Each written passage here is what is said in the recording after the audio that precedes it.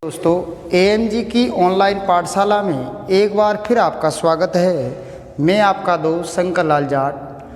अपन पढ़ेंगे ज्योग्राफी, जिसमें राजस्थान की ज्योग्राफी, और आज अपना टॉपिक रहेगा राजस्थान में ऊर्जा संसाधन।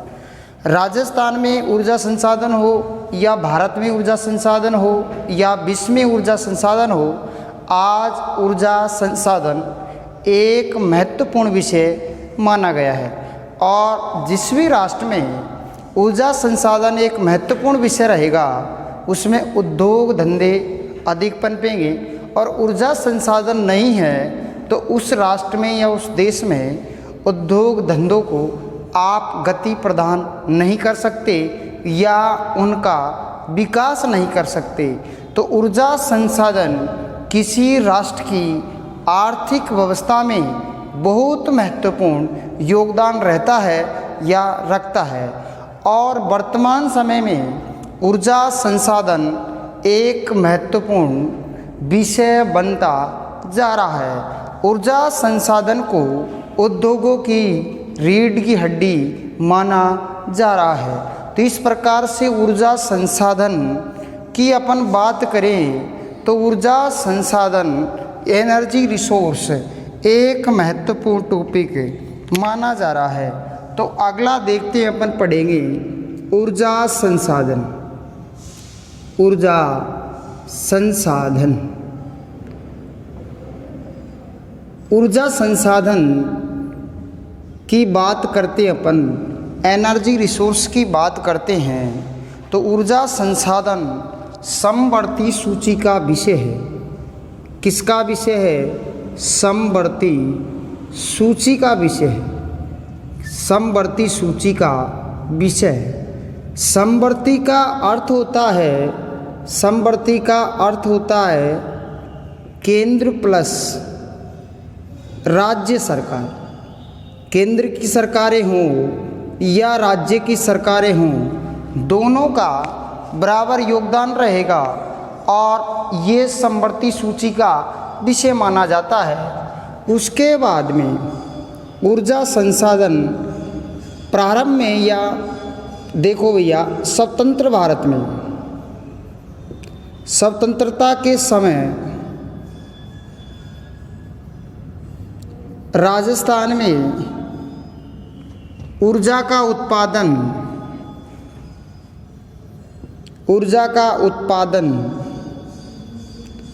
13.27 मेगावाट होता था। ये महत्वपूर्ण लाइन है, ध्यान रखना भैया। ऊर्जा संसाधन स्वतंत्रता हुई थी उस समय राजस्थान में 13.27 मेगावाट विद्युत का उत्पादन होता था, जो बढ़कर वर्तमान समय में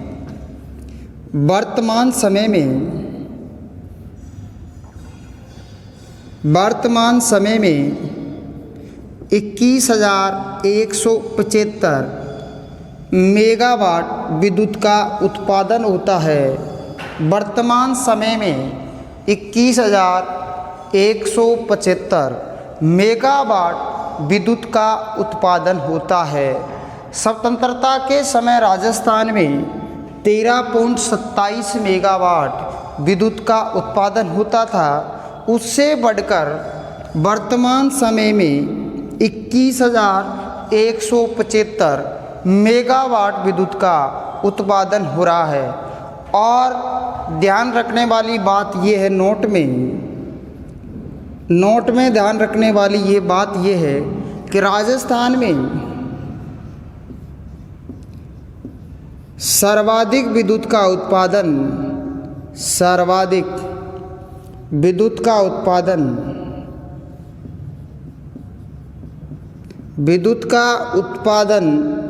ताप से होता है।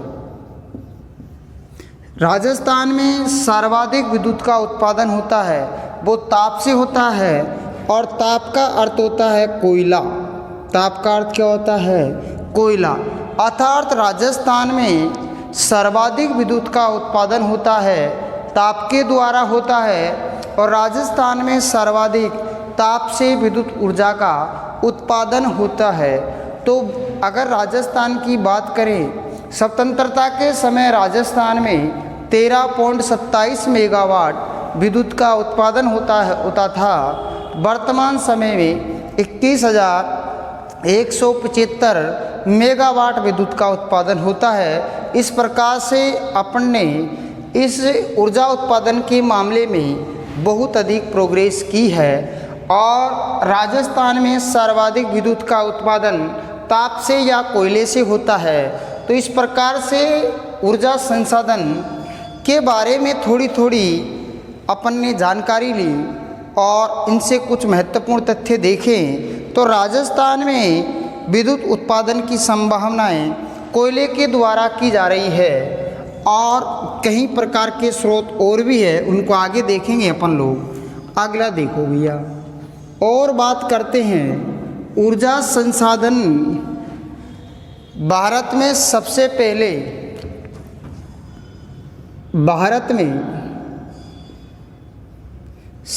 पहले विद्युत उत्पादन दार्जिलिंग पश्चिम बंगाल में किया गया। दार्जिलिंग पश्चिम बंगाल में किया गया। लगभग बात हो जाती है 1897 की। सबसे पहले विद्युत या जल विद्युत का उत्पादन दार्जिलिंग पश्चिम बंगाल में किया गया है। उसके बाद में अगर दूसरा संयंत्र की अपन बात करेंगे 1902 के लगभग कावेरी नदी पर कर्नाटक में शिवसमुद्रम जो जलप्रपात है उसके पास शिवसमुद्रम परियोजना। इस प्रकार से भारत में पहला विद्युत संयंत्र दार्जिलिंग पश्चिम बंगाल में 1897 में लगाया गया था, जो दार्जिलिंग में स्थित है। उसके बाद में भारत में दूसरा संयंत्र की अगर अपन बात करेंगे वो लगाया 1902 में कावेरी नदी कर्नाटक में शिवसमुद्रम जलप्रपात पर ये विद्युत संयंत्र लगाया गया था। उसके बाद में ऊर्जा संसाधन या एनर्जी रिसोर्स को दो भागों में बांटा गया है। उसके बाद में एनर्जी रिसोर्स को ऊर्जा संसाधन को दो भागों में बांटा गया है। एक तो होता है परंपरागत, एक तो होता है परंपरागत। उसके बाद में एक दूसरा होता है गैर परंपरागत।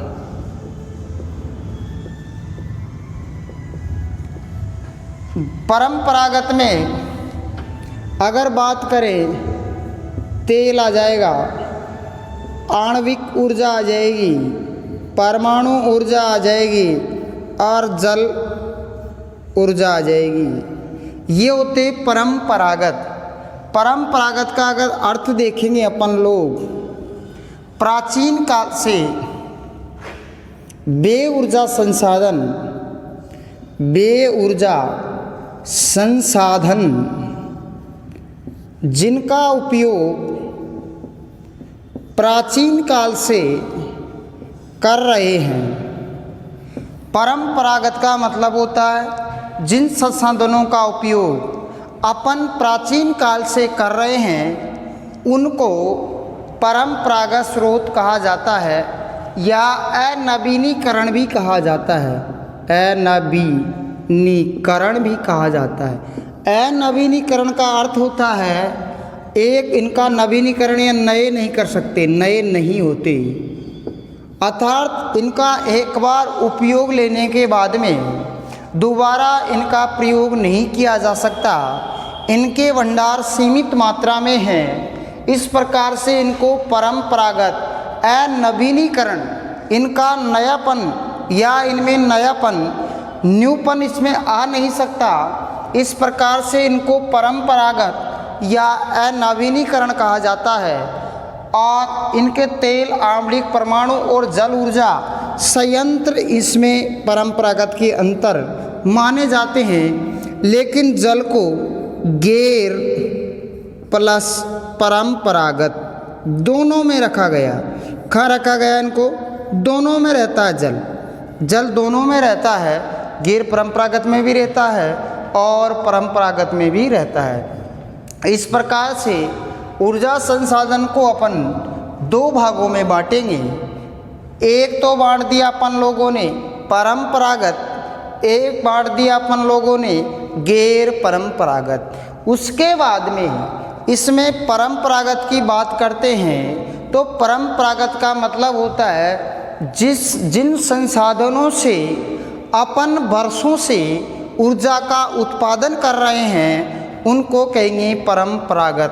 अर्थात दूसरी भाषा में इसको देखें या अनवीनीकरण, अर्थात इन संसाधनों का नयापन इनमें हो नहीं सकता या इनके भंडार सीमित है, इनके भंडार सीमित है, किसी समय इनके भंडार खत्म हो जाएंगे। इस प्रकार से इन संसाधनों को परंपरागत के अंतर्गत रखा जाता है। उसके बाद में गैर परंपरागत की अपन बात करें या इसको कहते हैं नवीनीकरण। नवीनीकरण या इनमें नयापन आ जाए, नयापन इनमें आ जाता है, इनको कहते हैं गैर परंपरागत। इनमें अगर बात करें पवन ऊर्जा, सौर ऊर्जा, बायोगैस, बायोमास, भूतापीय ऊर्जा, समुद्री तरंग, पवन ऊर्जा, सौर ऊर्जा, बायोगैस, बायोमास, भूतापीय ऊर्जा, समुद्री तरंग ऊर्जा और ज्वारीय ऊर्जा। इस प्रकार से इनको गैर परंपरागत के अंतर्गत रखा गया है और इनका नवीनीकरण हो जाता है, अर्थात इनके भंडार सीमित नहीं है, असीमित भंडार है इनके, असीमित भंडार है। उनको क्या कहेंगे? गैर परंपरागत स्रोत या नवीनीकरण स्रोत, या इनके भंडार असीमित है, उनको अपन लोग क्या कहेंगे? गैर परंपरागत स्रोतों के अंतर्गत रखा जाएगा। उसके बाद में इनमें से क्वेश्चन पूछें कि गैर परंपरागत स्रोतों का सबसे महत्वपूर्ण कौन सा संसाधन है? गैर परंपरागत स्रोतों में ये सभी आते हैं, लेकिन सबसे महत्वपूर्ण इनमें सौर ऊर्जा को माना गया है। गैर परंपरागत स्रोतों में सबसे महत्वपूर्ण ऊर्जा संसाधन कौन सा है?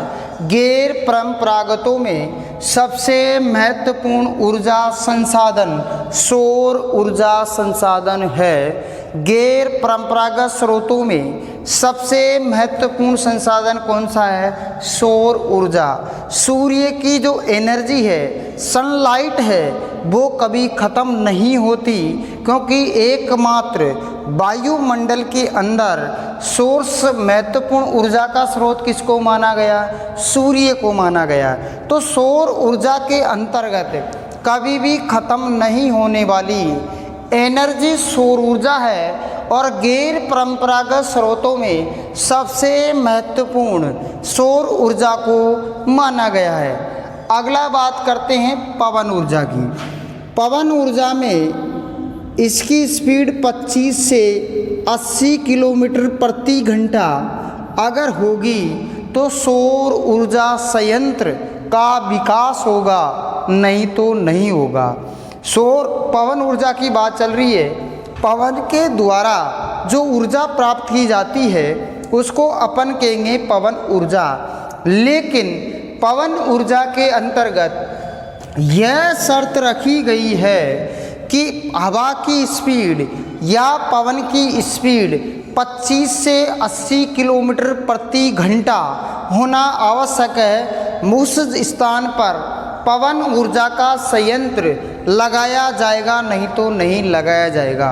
राजस्थान में पवन ऊर्जा के लिए सबसे उपयुक्त जगह अगर देखी जाए तो राजस्थान का मरुस्थल है।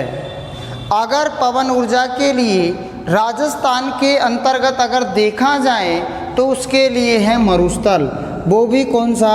राजस्थान का थार मरुस्थल। राजस्थान का थार मरुस्थल पवन ऊर्जा का सबसे महत्वपूर्ण जगह मानी गई है। यह पवन ऊर्जा है और पवन ऊर्जा या विंड एनर्जी के अंतर्गत 25 से 80 किलोमीटर प्रति घंटा की स्पीड उसकी होनी चाहिए। तो पवन ऊर्जा संयंत्र लगाना अपने लिए सर्वोत्तम होगा। और पवन ऊर्जा की स्पीड अगर नहीं है 25 से 80 किलोमीटर तो वहाँ पर पवन ऊर्जा संयंत्र अपना सफल नहीं होगा, असफल होगा। उसके बाद में सौर ऊर्जा की अपन ने बात कर ली है। सौर ऊर्जा के अंतर्गत एक क्षेत्र होता है सेज, एक का नाम क्या? सेज। सेज के अंतर्गत जैसलमेर, बाड़मेर और जोधपुर 3 जिलों को सोलर एनर्जी एंटरप्राइजिंग जोन, सौर ऊर्जा उद्यमी क्षेत्र, ठीक है। तो ये बात हो रही है सोलर एनर्जी एंटरप्राइजिंग जोन। तो इस प्रकार से सेज के अंतर्गत निम्न में से कौन सा जिला शामिल है या निम्न में से कौन सा जिला शामिल नहीं है? तो सोलर के अंतर्गत ये 3 जिले शामिल है, जैसलमेर, बाड़मेर और जोधपुर। अगर राजस्थान में इसकी स्थिति देखें अपन लोग तो इसके अंतर्गत ये स्थिति बन के आती है कि राजस्थान के अंतर्गत अगर स्थिति को देखें अपन तो राजस्थान के अंतर्गत ये जैसलमेर रहा, ये बाड़मेर रहा और ये जोधपुर रहा। इस क्षेत्र के अंतर्गत अपन लोग सौर ऊर्जा का विकास ज़्यादा होगा और सौर ऊर्जा के कारण ये क्षेत्र सेज के अंतर्गत आएंगे, solar energy enterprising zone. Solar energy enterprising zone के अंतर्गत ये 3 जिले आते हैं, जैसलमेर, जोधपुर और बाड़मेर। इस प्रकार से सेज के अंतर्गत 3 जिले आते हैं और इसके आगे चर्चा भी करेंगे अपन लोग सौर ऊर्जा के बारे में। अगला हो गया बायोगैस।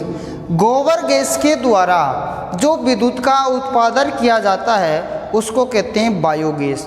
इस बायोगैस के अंतर्गत एक गैस होती है जिसका नाम है CH4, जिसको क्या कहते हैं? मीथेन कहा जाता है। जिसको क्या कहते हैं? मीथेन भी होता है, इसमें CO2 कार्बन डाइऑक्साइड भी होता है। तो इस प्रकार से गोबर को सला गलाकर जो हमको एनर्जी प्राप्त की जाती है उसको कहते हैं बायोगैस। और बायोगैस के लिए तो अपन लोग अपने घर पे भी कर सकते हैं और इनके सर्वाधिक संयंत्र अगर राजस्थान में देखेंगे तो सर्वाधिक संयंत्र अपन को मिलेंगे उदयपुर ज़िले में। तो इस प्रकार से बायोगैस का संयंत्र अपने घर पे भी कहीं भी जगह लगा सकते हैं। इनके लिए कोई निश्चित जगह नहीं है। जहाँ पर अपन को पशुओं की गोबर या खाद मिल जाएगी वहाँ पर बायोगैस संयंत्र, या अपने पास जानवर की संख्या ज़्यादा है वहाँ पर भी अपन बायोगैस संयंत्र का उपयोग कर सकते हैं। तो इस प्रकार से इसमें मीथेन गैस होती है और मीथेन गैस चावल या धान के खेत में भी निकलती है। तो इस बात का ध्यान रखना।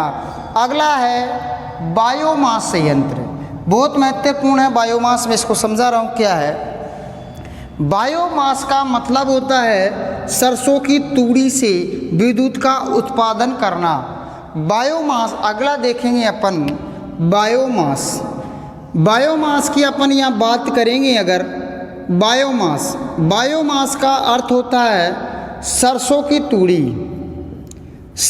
तूड़ी या बिलायती बबूल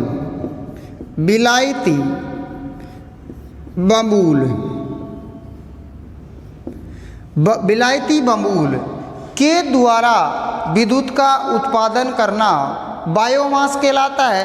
कचरे को सड़ा गड़ाकर जब हम विद्युत ऊर्जा का उत्पादन करते हैं तो उसको बायोमास कहते हैं।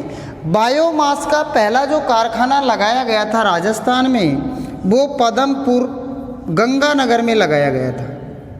वो पदमपुर गंगानगर में पहला कारखाना सरसों की तूड़ी से बनाई गई ऊर्जा के द्वारा लगाया गया था, जिसको ज्योग्राफी भाषा में बायोमास कहा जाता है। और बायोमास के अंतर्गत अपने राजस्थान या भारत ने कोई ज़्यादा वृद्धि नहीं की है। लगभग इससे 120 मेगावाट विद्युत का उत्पादन वर्तमान समय में किया जा रहा है।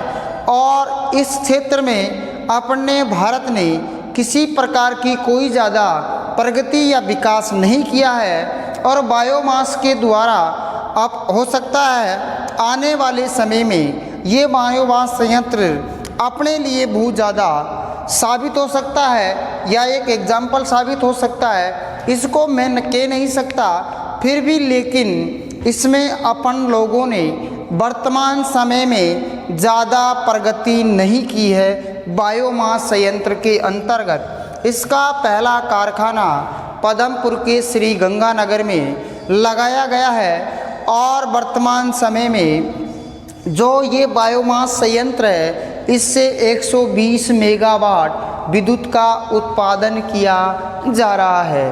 अगला देखते हैं भूतापीय ऊर्जा। अगला कौन सा देखते हैं? भूतापीय ऊर्जा।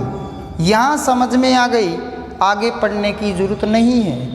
जब यहाँ समझ में नहीं आएगा, आगे पढ़ने के आप ज़िंदगी भर पढ़ेंगे तो भी समझ में नहीं आएगा। ज्योग्राफी एक विषय है, कंसेप्ट के साथ चलता है। अगर आप कंसेप्ट नहीं पकड़ेंगे तो आप ज़िंदगी में समझ में नहीं आएगा।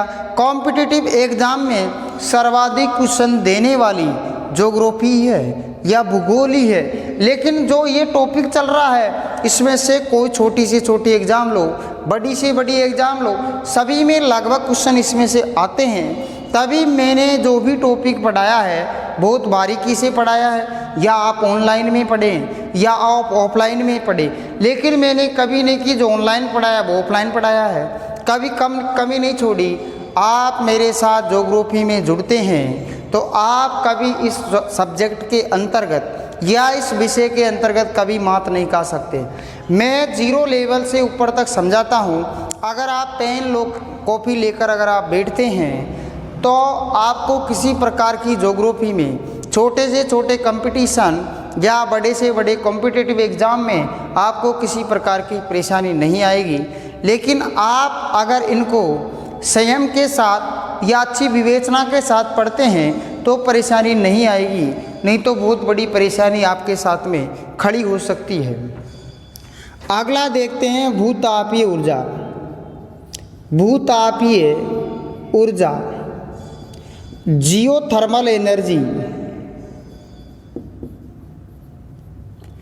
भूतापीय ऊर्जा को क्या कहते हैं? Geothermal energy. भू का मतलब होता है पृथ्वी और ताप का मतलब होता है ताप या थर्मल। भूगर्भ से जो अपना ऊर्जा निकाल रहे हैं उसको कहते हैं भूतापीय ऊर्जा। थोड़ा इसको देखते हैं भूतापीय ऊर्जा के बारे में, थोड़ा अपन डिटेल से जानते हैं। उसके बाद में कभी आपको समझ ऐसी कोई परेशानी नहीं आएगी कि भूतापीय ऊर्जा या जियोथर्मल एनर्जी होता क्या है। ये मान लेते हैं पृथ्वी की एक परत, ये 2 परत और ये तीसरी परत हो गई। अगर इसके अंदर ऊपर देखें तो क्रस्ट आ जाएगा, इसके नीचे देखें तो मैंटिल आ जाएगा और इसके नीचे देखें तो क्रोड आ जाएगा।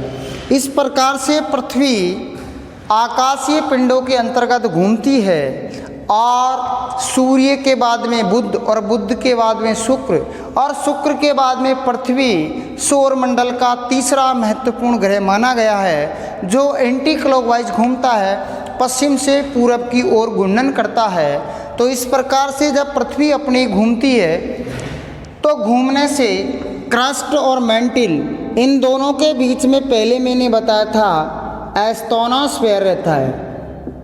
एस्ट्रोनॉस्फेयर, इसमें दुर्बलतम मंडल भी कहा जाता है। तो अपना जो क्रस्ट है पृथ्वी की वो ऐसे घूम रही है और मैंटिल इस प्रकार से घूम रहा है। तो क्रस्ट के और मैंटिल के घूमने से एक दूसरे के द्वारा इस प्रकार से घर्षण होने से जो ऊर्जा या एनर्जी जनरेट हो रही है उसको कहते हैं भूतापीय ऊर्जा। आज मनुष्य ने बहुत बड़े कदमों के साथ में इस ऊर्जा को बाहर निकाल लिया है, इसको कहते हैं भूतापीय ऊर्जा। और यह ऊर्जा भी कभी समाप्त नहीं हो सकती और भूतापीय ऊर्जा को गैर परंपरागत स्रोतों के अंतर्गत रखा जाता है, क्योंकि पृथ्वी का नियम है यह इधर से इधर घूमती है और मेंटल इसके विपरीत साइड में घूमने से इसके अंदर जो एनर्जी जनरेट होती है उसको कहते हैं भूतापीय ऊर्जा। और भूतापीय ऊर्जा को वर्तमान समय में वैज्ञानिकों के अध्ययन के द्वारा इसको अंदर से निकाल लिया गया है, उसको कहते हैं भूतापीय ऊर्जा। और भूतापीय ऊर्जा के अंतर्गत भूतापीय ऊर्जा इस प्रकार से घूमने से अपनों को भूतापीय ऊर्जा मिल रही है और भूतापीय ऊर्जा कभी समाप्त नहीं होने वाला एक संसाधन या रिसोर्स है। तो इस प्रकार से ऊर्जा संसाधन कब खत्म हो सकता है या इसका समाप्ति कब हो सकती है देखते हैं। अगर इसकी समाप्ति की बात कर दें, या तो मेंटल क्रस्ट की दिशा में घूमना प्रारंभ कर दें, या तो मेंटल क्रस्ट की दिशा में घूमना प्रारंभ कर दें, तो इसमें एक दूसरे के विपरीत घूमने के कारण इसमें किसी प्रकार का घर्षण पैदा नहीं होगा और घर्षण पैदा नहीं होने के कारण इसके अंदर किसी प्रकार की ऊर्जा या एनर्जी जनरेट नहीं होगी और एनर्जी जनरेट नहीं होगी उसको किसी प्रकार वैज्ञानिकों के द्वारा बाहर नहीं निकाला जाएगा। तो इस प्रकार से भूतापीय ऊर्जा खत्म हो सकती है। लेकिन जब क्रस्ट की भांति मेंटल भी घूमना प्रारंभ कर दें तो यह भूतापीय ऊर्जा समाप्त हो जाएगी।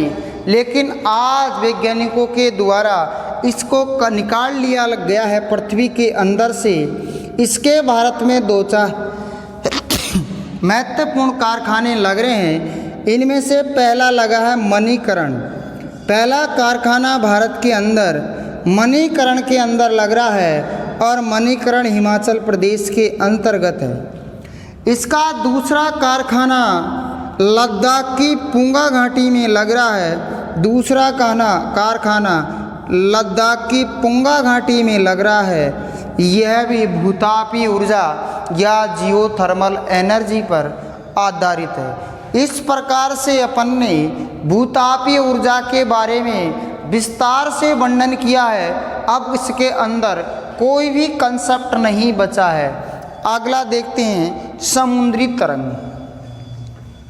अगला कौन सा देखते हैं? समुद्री तरंग। अगला जो गैर परंपरागत या नवीनीकरण संसाधन के अंतर्गत वो रहेगा समुद्री तरंग।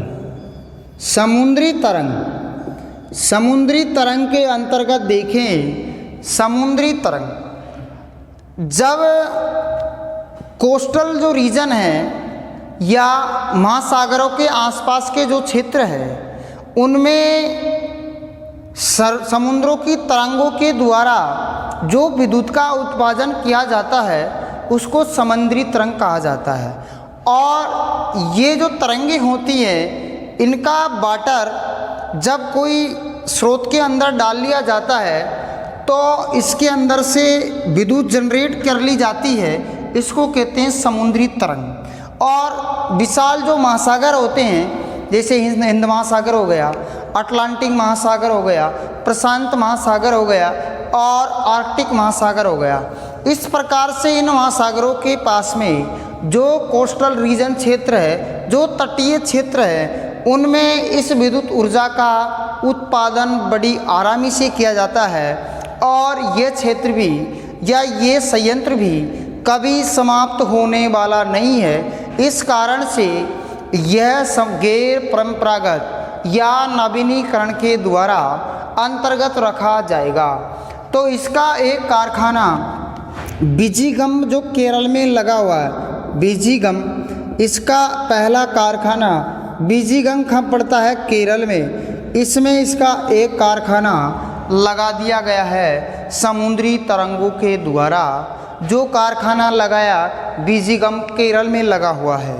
ध्यान रखना भैया। अगला देखते हैं ज्वारीय तरंग के द्वारा विद्युत का उत्पादन करना। अगला कौन सा है? ज्वारीय तरंग। अगला देखो ज्वारीय तरंग। ज्वारीय तरंग का अर्थ होता है ज्वार भाटा से। ज्वारीय तरंग का अर्थ होता है ज्वार भाटा से। ज्वार का मतलब होता है महासागरों का जल स्तर ऊंचा उठना। महासागरों का जल स्तर ऊंचा उठना। भाटा का अर्थ आता है महासागरों का जल नीचे गिरना। ज्वारीय तरंग या ज्वार भाटा से इसका संबंध है और ज्वार भाटा के द्वारा विद्युत का उत्पादन करना ज्वारीय तरंग कहलाता है। और ज्वार का अर्थ होता है महासागरों का जल का ऊपर उठना, ज्वार कहलाता है, और महासागरीय जल का नीचे गिरना भाटा कहलाता है। तो ज्वारीय तरंग या ज्वारीय भाटा महासागरों के अंदर सूर्य और चंद्रमा की आकर्षण शक्ति के कारण उत्पन्न होता है। अमावस्या और पूर्णिमा को उच्चतम ज्वार रहते हैं। साधारण ज्वार की अपेक्षा 20% ऊंचे ज्वार होते हैं और अष्टमी और सप्तमी को नीचे ज्वार आते हैं। सामान्य ज्वार से 20% नीचे ज्वार आते हैं। तो इस प्रकार से ज्वार भाटा से जो जल ऊपर उठता है उसके द्वारा टरबाइन के द्वारा जो टरबाइन घूमती है उससे विद्युत का उत्पादन करना यह भी ज्वारीय तरंग कहलाता है। और ज्वार भाटे की अगर अपन बात करें थोड़ी सी यहीं, अगर ज्वार भाटे की अगर बात करते हैं अपन यहीं देखते हैं तो विश्व में सबसे ऊंचा ज्वार की अगर बात करें, सबसे ऊंचा ज्वार की अगर अपन बात करेंगे, सबसे ऊंचा ज्वार की अगर अपन बात करें फंडे की खाड़ी कनाडा, खंडे की खाड़ी कनाडा उत्तरी अमेरिका। सबसे ऊंचा ज्वार की अगर अपन बात करें लगभग 18 मीटर की ऊंचा आता है। तो विश्व में सबसे ऊंचा ज्वार फंडे की खाड़ी कनाडा में आता है। और यह क्वेश्चन सेकंड ग्रेड में पूछा गया, एसएसटी में है। तो ध्यान रखना, विश्व में सबसे ऊंचा ज्वार कहाँ आता है? वो आता है फंडे की खाड़ी। कहाँ पड़ती है? कनाडा। कनाडा कहाँ पड़ता है? उत्तरी अमेरिका का एक देश है। इसके बाद में अगर देखें भारत में सबसे ऊंचा ज्वार कहाँ आता है? भारत में सबसे ऊंचा ज्वार कहाँ आता है? सबसे ऊंचा ज्वार भारत में सबसे ऊंचा ज्वार की अगर अपन बात करेंगे तो वो आता भैया ओखा गुजरात में। कहाँ आता? ओखा गुजरात में। सबसे ऊंचा अगर ज्वार की बात करें भारत में तो भारत में सबसे ऊंचा ज्वार आता है ओखा गुजरात में। गुजरात के तट पर ओखा में सबसे ऊंचा ज्वार आता है। और सबसे नीचा ज्वार की अगर बात करें तो चेन्नई में आता है। सबसे नीचे ज्वार की अगर अपन बात करेंगे तो चेन्नई के अंतर्गत जो तमिलनाडु पड़ता है उसके अंतर्गत सबसे नीचा ज्वार आता है। ये बात होगी ऊर्जा संसाधन या एनर्जी रिसोर्स की। और इसको दो भागों में बांटा गया है। एक होता है परंपरागत, जिनका हम प्राचीन काल से उपयोग करते आ रहे हैं उनको कहेंगे परंपरागत, या जिनके भंडार सीमित है उनको कहेंगे परंपरागत। कोयला, आणविक एटॉमिक एनर्जी या हाइड्रो पावर एनर्जी। तो इस प्रकार से जो इनका किया जाएगा उपयोग उनको क्या कहेंगे अपन? परंपरागत।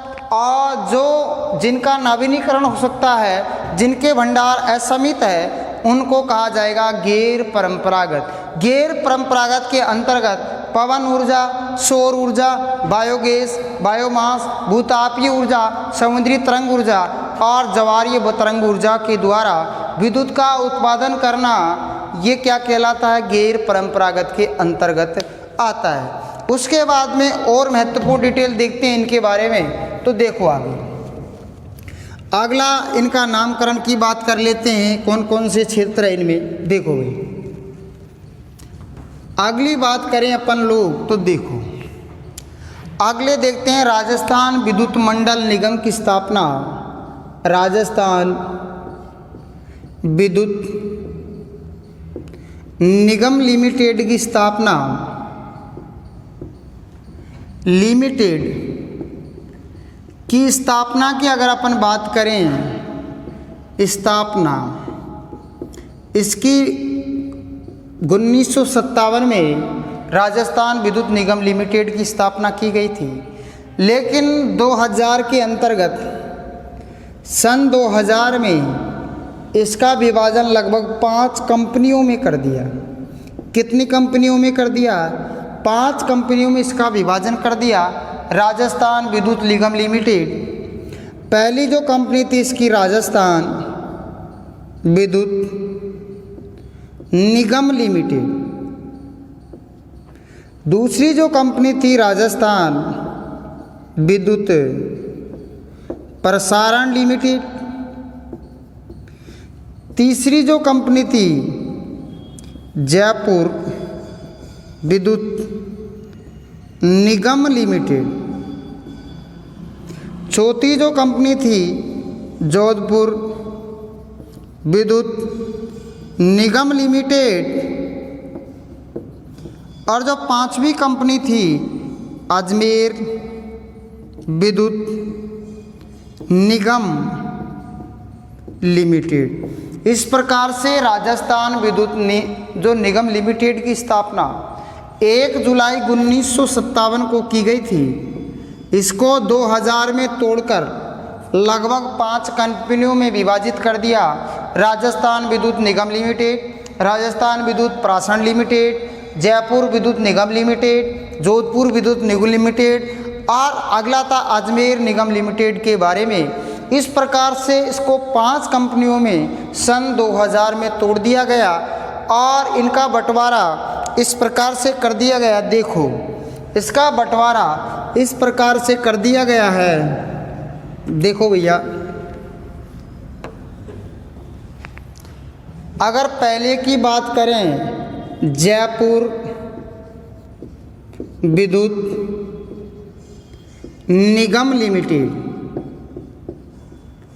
जयपुर विद्युत निगम लिमिटेड के अंतर्गत, इसके अंतर्गत आते हैं 13 जिले, 12। इससे के अंतर्गत कितने जिले आते हैं? 12। जयपुर विद्युत निगम लिमिटेड के अंतर्गत 12 जिले आते हैं। अगला है जोधपुर विद्युत निगम लिमिटेड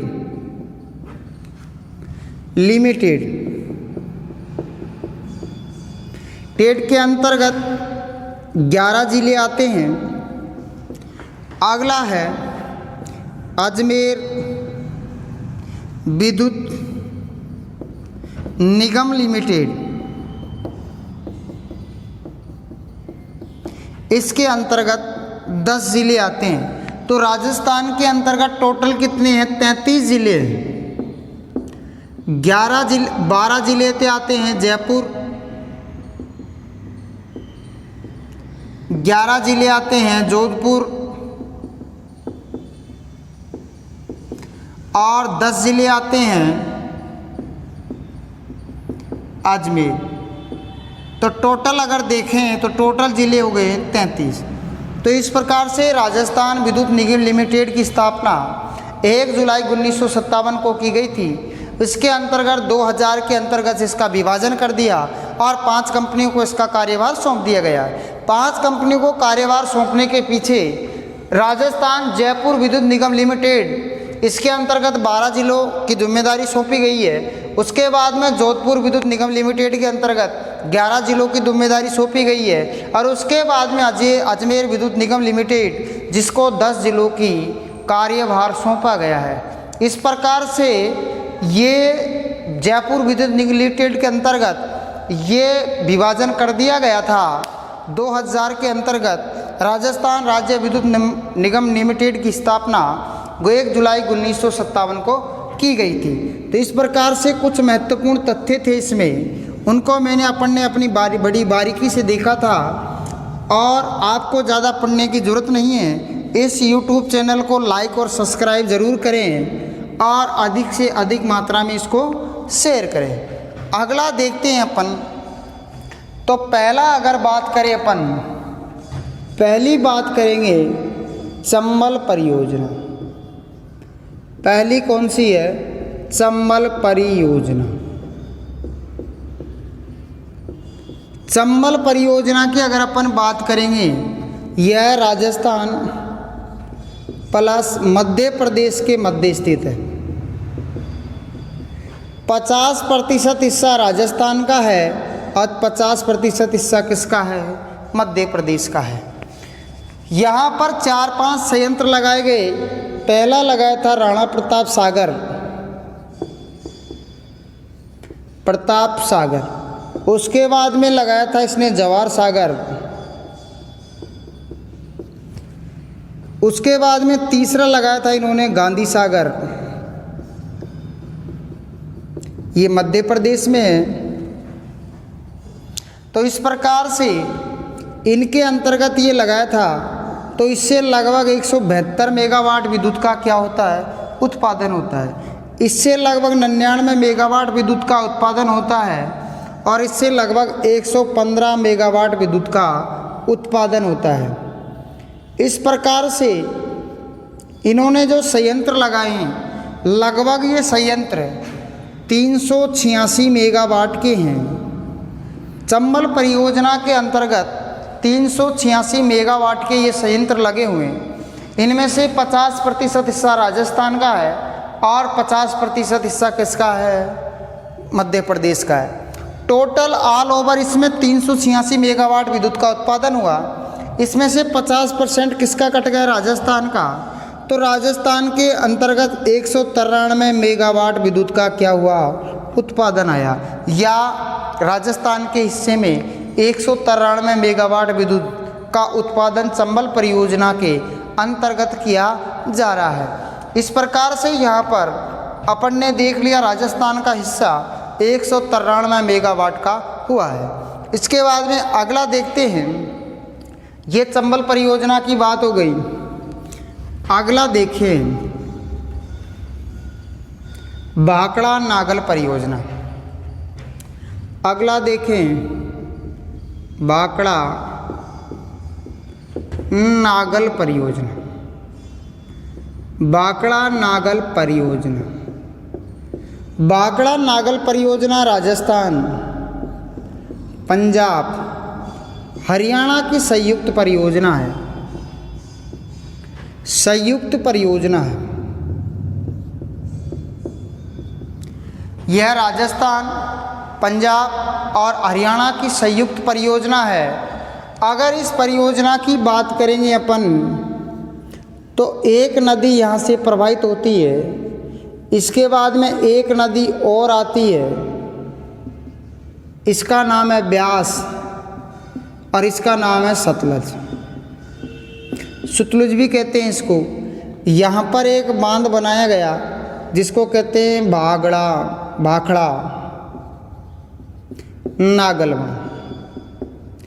भाखड़ा बांध हिमाचल प्रदेश में है, जबकि नागल रोपण पंजाब में है।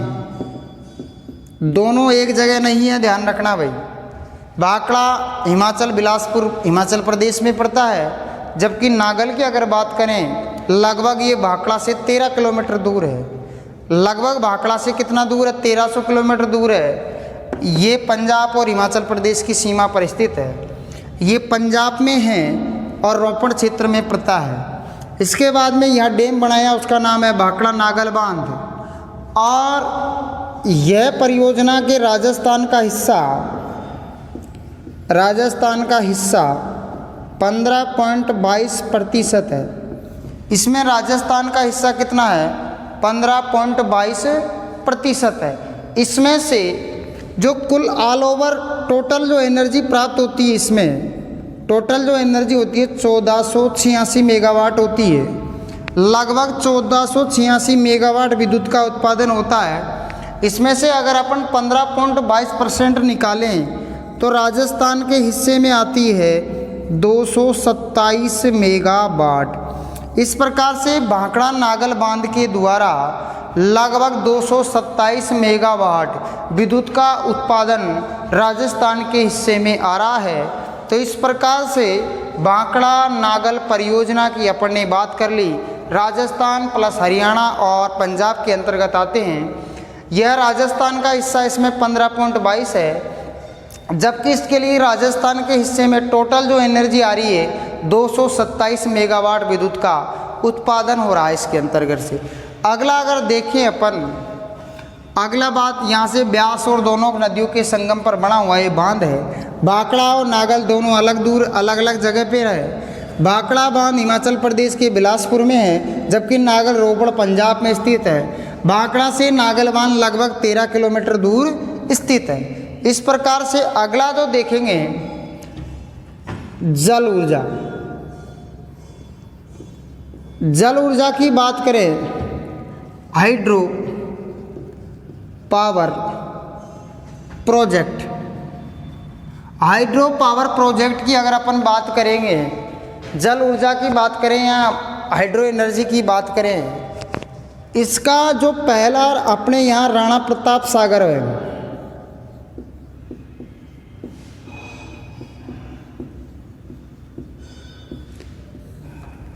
पहला कारखाना जिसको राजस्थान की अणु नगरी कहा जाता है,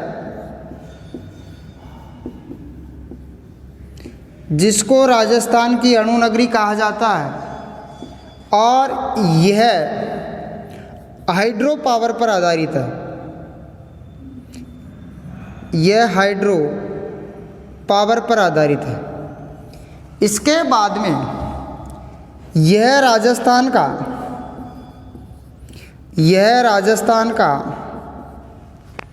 पहला परमाणु संयंत्र है।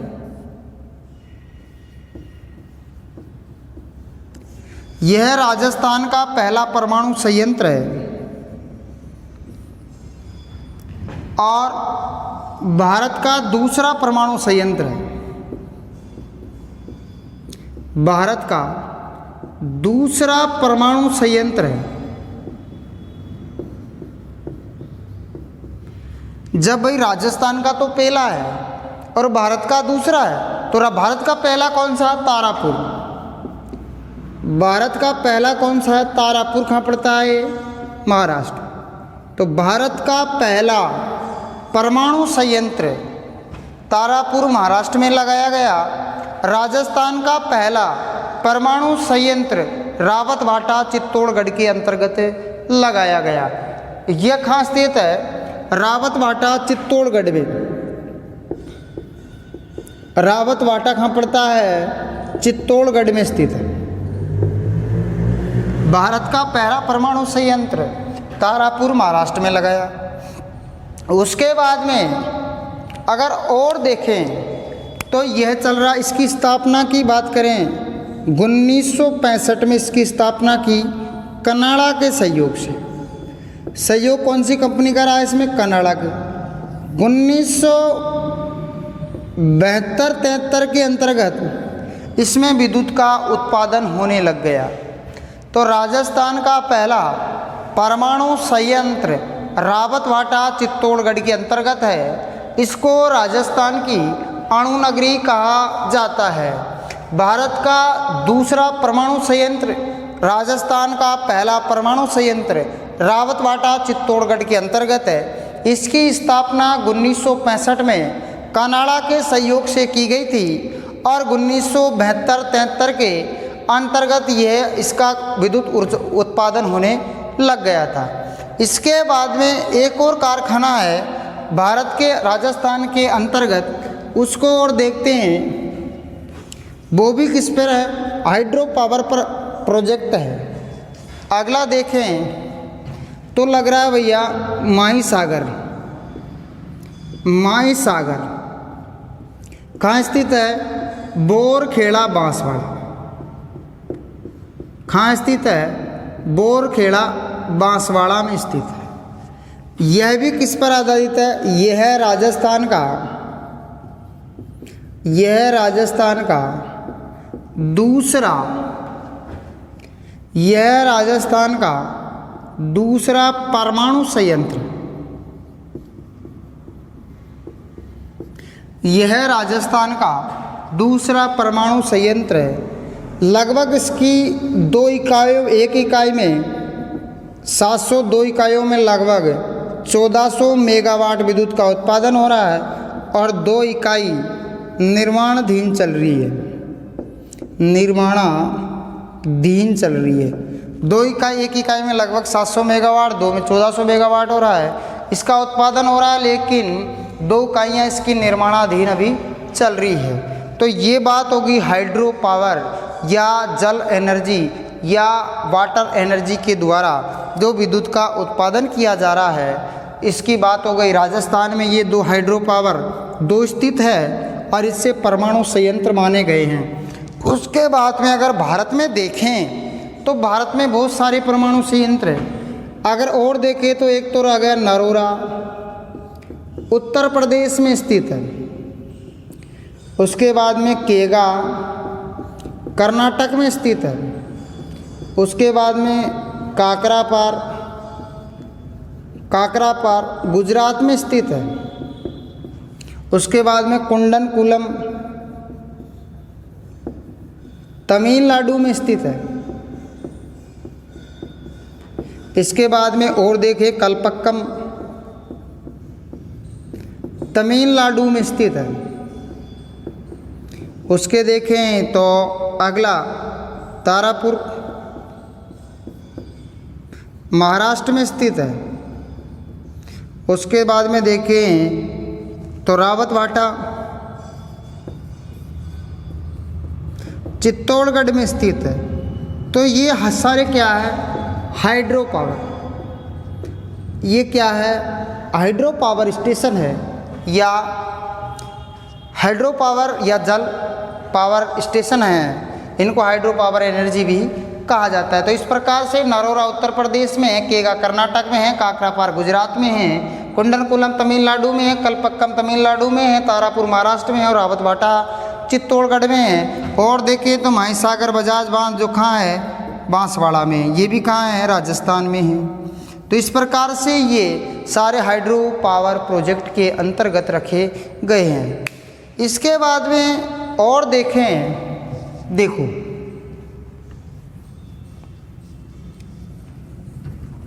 इसके बाद में और देखते हैं तो देखो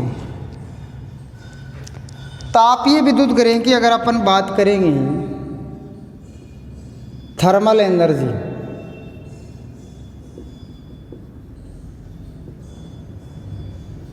अगर वो अपन थर्मल एनर्जी की बात करें या तापीय ऊर्जा की बात करें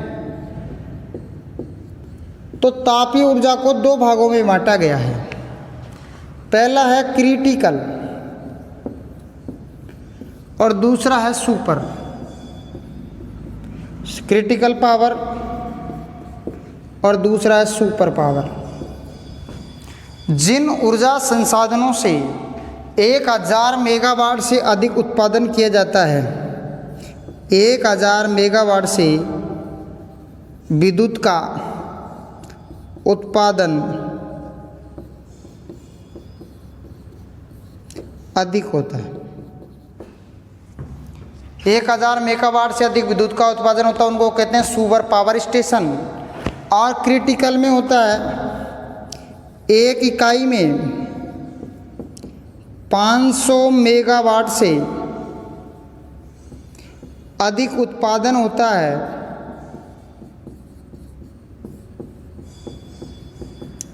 उसे कहते हैं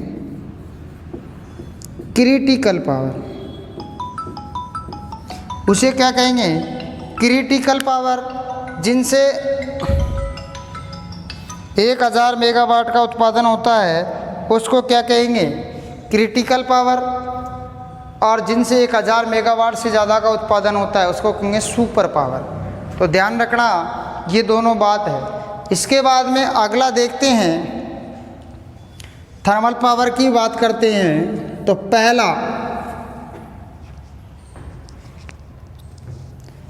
पहला की अगर बात करें अपन, पहला देखते हैं Suratgarh super power station. Suratgarh कहाँ पड़ता है? गंगानगर में। यह राजस्थान का पहला सुपर पावर स्टेशन है। यह राजस्थान का पहला सुपर पावर स्टेशन स्थित है। इसके बाद में बात करें तो अगला एक है भैया छबड़ा 12 में। दूसरे की बात करें कवाई 12 में। कवाई की बात करें तो निजी ग्रुप का, निजी कंपनी का है, अडानी ग्रुप का है। कौन से ग्रुप का? अडानी ग्रुप का। कवाई जो 12 में स्थित है, निजीकरण का है। यह भी थर्मल पावर स्टेशन है और यह निजी क्षेत्र का है। इसके बाद में सूरतगढ़ में हो गया, उसके बाद में 12 में हो गया। एक है काली सिंध, काली सिंध। चौथा ये कहाँ स्थित है? झालावाड़ में स्थित है। काली सिंध कहाँ है? झालावाड़ में। तो इस प्रकार के ये 4-5 सुपर पावर स्टेशन है। ये 4-5 क्या है? सुपर पावर स्टेशन है। इनमें एक कवाई जो 12 में पड़ता है, ये निजी क्षेत्र का सुपर पावर है। इसके बाद में अगला देखें, इसमें तो क्रिटिकल की बात करते हैं। अगला देखें तो क्रिटिकल। क्रिटिकल क्रिटिकल का मैंने बताया था, मैंने क्रिटिकल का बताया था अगर एक इकाई में 500 मेगावाट विद्युत का उत्पादन होगा उसको क्रिटिकल कहेंगे। और क्रिटिकल के अंतर्गत एक तो आता है 12 में पड़ता है, इसके बाद में एक सूरतगढ़ में है और एक बांसवाड़ा में है। क्रिटिकल में मैंने बताया था यदि एक इकाई में 500 मेगावाट से अधिक विद्युत का उत्पादन होगा उसको क्रिटिकल के अंतर्गत रखा जाएगा। इसकी एक इकाई में 660 मेगावाट विद्युत का उत्पादन होता है, 2 इकाई लग रही 1320 मेगावाट हो गया। इसके बाद में सूरतगढ़ के अंतर्गत 2 इकाइयाँ लग रही, एक इकाई में 660 वाट है तो 2 इकाई में 1320 मेगावाट विद्युत का उत्पादन हो रहा है। इसके बाद में बांसवाड़ा में देखें 660 वाट की 2 इकाई लग रही है, टोटल इसका आ गया 1320 मेगावाट है। इस प्रकार से 3960 मेगावाट विद्युत का उत्पादन हो रहा है जो क्रिटिकल के अंतर्गत आते हैं। क्रिटिकल का मतलब हो गया जिसकी एक इकाई में विद्युत का उत्पादन 500 मेगावाट से अधिक हो उसको क्या कहेंगे? क्रिटिकल सुपर पावर स्टेशन कहा जाएगा। तो इस प्रकार से आज इतना ही, कल एक वीडियोज में और देखेंगे। तो लगभग अपन ऊर्जा संसाधन या एनर्जी रिसोर्स को 2 वीडियो में पूरा करेंगे क्योंकि एक वीडियो में बहुत ज़्यादा लंबा हो जाता है। थैंक यू भैया।